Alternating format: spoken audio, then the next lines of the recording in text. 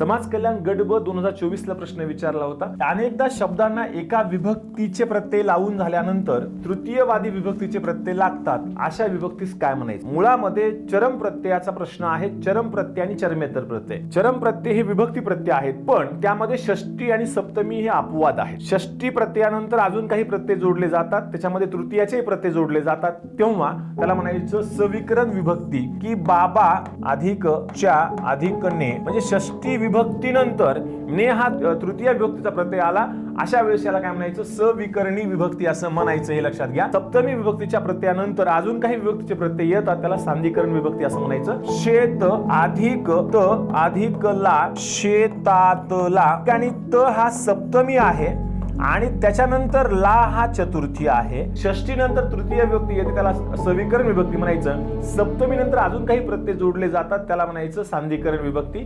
धन्यवाद।